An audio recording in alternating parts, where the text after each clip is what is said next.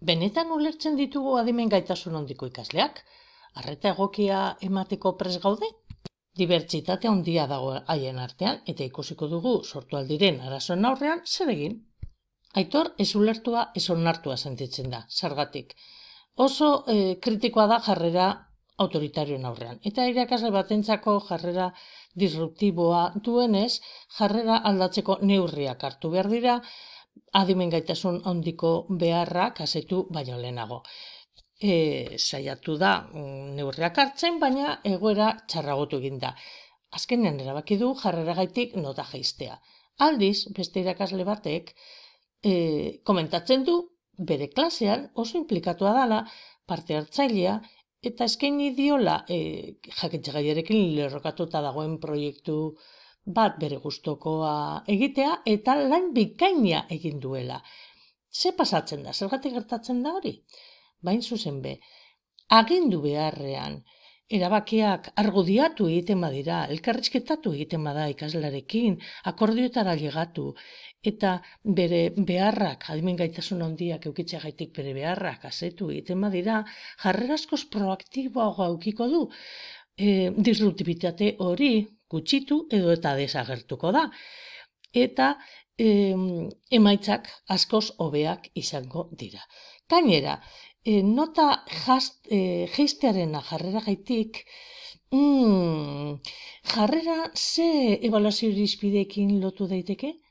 Ze kompetentzia espezifikoa lantzeko kontutan hartu alda? Ze loturarik ez badauka?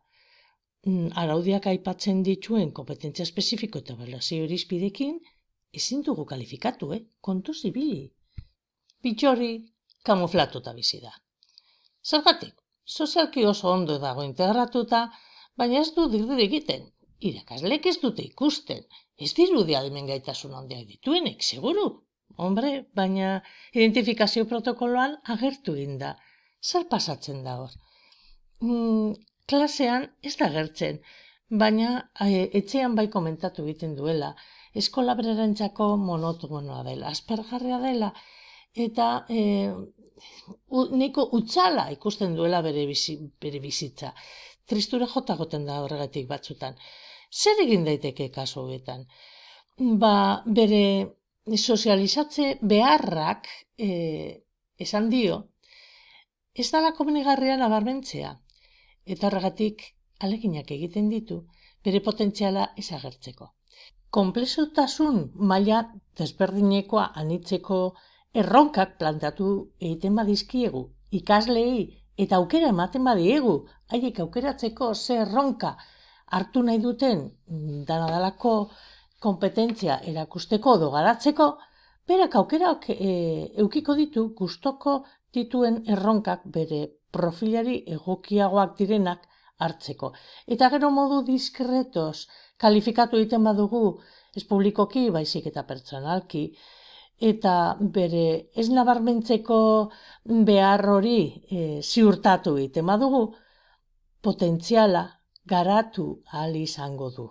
Gainera, irakasleek uste dute langilea dela, klasean adi dagoelako, baina realitatean etxean ez du ezertxo egiten. Etxeko lanak aprobetsatu egiten dauz eskola tarteak edo momentuak egiteko. Hori sesgo tipikoa da, genero sesgo tipikoa. Emaitzak berdinak lortzeko, neskak langilek dira eta mutilak argiak. Zergatik? Alrebez izan daiteke, kontu zibili. Celia oso autoexigentea da eta perfekzionista, eta horrek antsietatera bultzatuko du.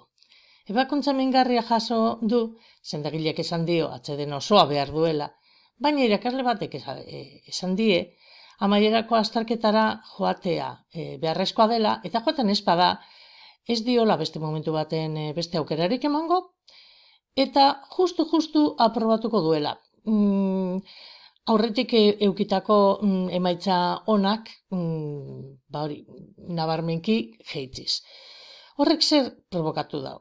Negar baten jarri da neskatila, eta ezin izan dauela ikasi, kejatu egiten da, Baina ala eta guztiz bete tematu egiten da, azterketara joan behar naiz, gurasoak oso haserre daude, esaten diote, ezinezkoa dela, sendakileak esan dauela, atseden oso hartu behar duela. Eta egoera horren aurrean, antsietate atake bat euki dau gizajak. Zer egin behar da kasu hauetan? A ber, aukerak eman alba dira beste modu baten, edo kontutan hartu alba da, azterketa horretan kalifikatu nahi den ebaluazio irizpidea edo irizpideak beste une batzuetan ebaluatu edo kalifikatu izan badira, kontutan hartu aldira badi horiek. Ez da hain azterketa bat hain erabakigarria izan behar, mesedez. Hau da, kontutan hartu behar da bere egoera pertsonala. Kontutan hartu behar da bere ibilbidea.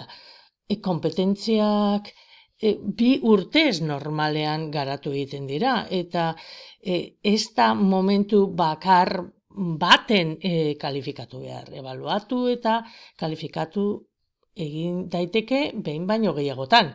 Biderren laugarren kasua. Damianek jakin handia dauka, jakin mina, baina arazo iturria da berarentzako. Zergatik?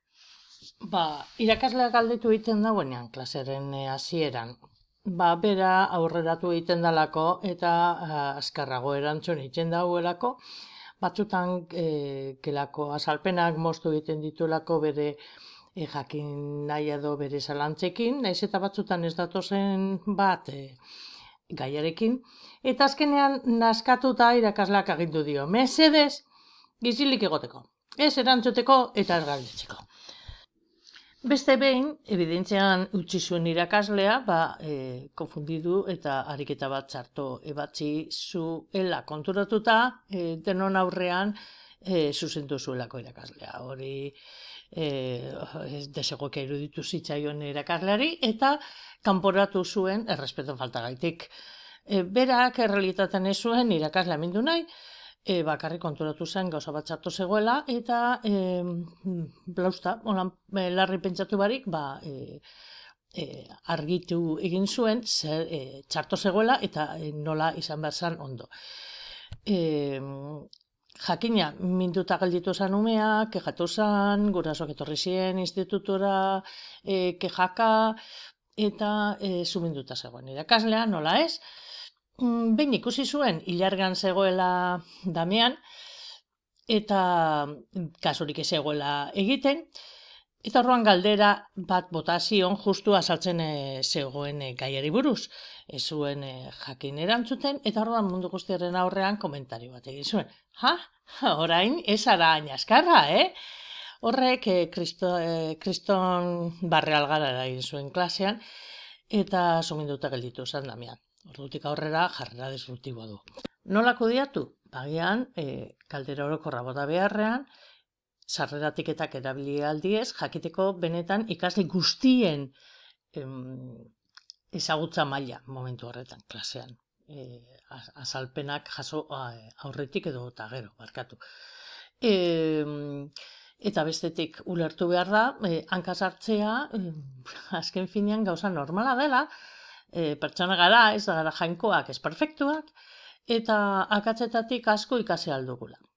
Eta normalizatu behar dugu. Eta eredu izan behar gara irakasleak, hau da, txartu egiten badugu gauza bat, eta ikasle batek, zuzendu egiten bagaitu, txalotu aldugu joera hori, eta esan aldugu, kontxo konturatzenaz, adi egon zarela, hori posgarria da, aber zeuek ere adi egoten zareten eta berriro hankasartzen badut, zuzendu egiten didazuen.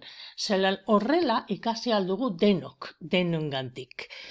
Eta besterik, ez zaio inoiz ikasle bat lotzarazi behar mundu guztiaren aurrean.